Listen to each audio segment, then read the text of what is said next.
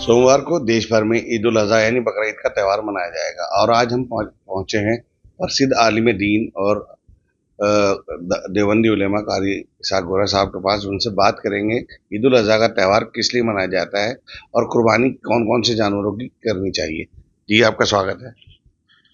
बहुत शुक्रिया मशकूर भाई।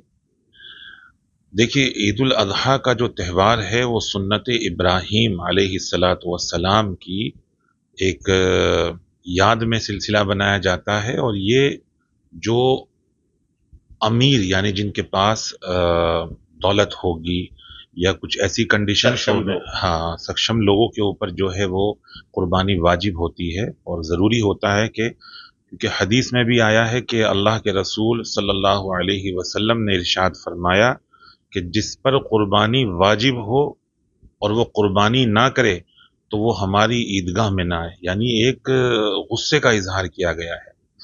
तो जो एक मुसलमान है उसके ऊपर ये फ़र्ज़ होता है कि वो कुर्बानी ज़रूर करे। और साथ ही जो है ये कुर्बानी का जो एक त्यौहार है ये इंसान के अंदर एक जज्बा पैदा करता है और सिखाता है कि कुर्बानी क्या चीज़ होती है। और मेन चीज़ जो है, इस वक्त मैं सभी लोगों से ये भी अपील करता आया हूँ कि कुर्बानी जो है वो शरीयत के दायरे में रहते हुए करें। साथ ही साफ़ सफाई का पूरा ख्याल रखा जाए। साफ़ सफाई के साथ हमें ये भी समझने की ज़रूरत है कि मज़हब इस्लाम में जहाँ कुर्बानी वाजिब की है तो साफ़ सफाई के भी बहुत बड़ी तालीम दी है, यानी उसको भी ईमान का एक हिस्सा बताया है। तो तमाम मुसलमानों को साफ़ सफाई का, सुथराई का और अपनी ज़ात से किसी को कोई तकलीफ़ ना पहुँचे इसका भी पूरा ख्याल रखना और इसको भी एक इबादत बताई है।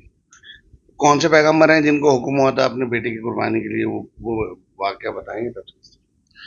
मैंने वही जिक्र किया कि ये जो कुर्बानी का सिलसिला है वो हज़रत इब्राहीम अलैहिस्सलातु वस्सलाम को हुक्म हुआ था और उन्हीं को ही ये ख्वाब में जो है एक बशारत दी गई थी कि अपने बेटे के लिए किया जाए। तो बहरहाल इस चीज़ को जो है हम लोग जो बकरीद को मनाते हैं वो इसी चीज़ में उसकी याद में मनाया जाता है और इसकी एक ये परंपरा चली आ रही है। तो तमाम लोगों को इसकी डिटेल में भी जाकर जानने की आवश्यकता यानी ज़रूरत है कि मुसलमान इसके बारे में तफसीली पढ़े, समझे कि कुर्बानी किस लिए दी गई थी और इसके क्या रीज़न थे और अल्लाह का क्या हुक्म हुआ था।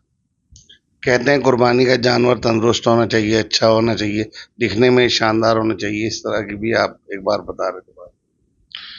देखिए, कुर्बानी का जो जानवर होता है वो तंदुरुस्त होना चाहिए और उसके अंदर कोई ऐब ज़ाहिर नहीं होना चाहिए। और साथ ही जो है उसको ये भी कहा गया है कि उसको पहले अच्छे से उसका पोषण पालन करें, यानी उसको जो है अपने करीब रखें, फिर उसकी कुर्बानी दी जाए तो ज़्यादा अफजल बताया गया है। तो साथ ही जो है ये ज़रूरी है कि जो भी जानवर कुर्बानी के लिए दिया जाए तो वो बाकायदा तंदुरुस्त होना चाहिए, उसमें कोई ऐब ज़ाहिर नहीं होना चाहिए।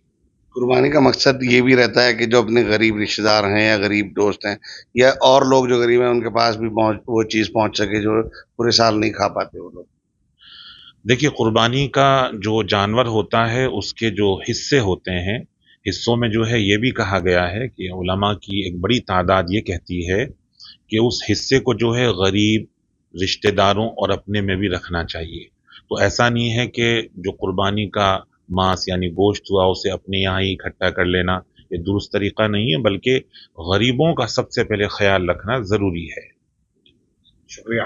तो ये थे कारी इसहाक गोरा साहब, जिन्होंने ईद उल अज़हा के बारे में तफसील से बताया किस लिए त्यौहार मनाया जाता है और क्या तरीका है और किन चीज़ों का एहतियात रखना चाहिए, किन चीज़ों का ख्याल रखना चाहिए। ख़ास तौर पर जो देश का कानून है और जिन जानवरों पर प्रतिबंध है उन्हें उनसे दूर रहें और दूसरे की धार्मिक भावनाओं का भी ख्याल रखें। शेष यूपी के लिए सहारनपुर से सैयद मशकूर। यूपी की हर खबर देखने और उनसे अपडेट रहने के लिए हमारे चैनल श्रेष्ठ यूपी को सब्सक्राइब और लाइक करें। साथ ही बेल आइकन को दबाना ना भूलें, जिससे हमारे हर वीडियो की जानकारी आप तक पहुंचती रहे।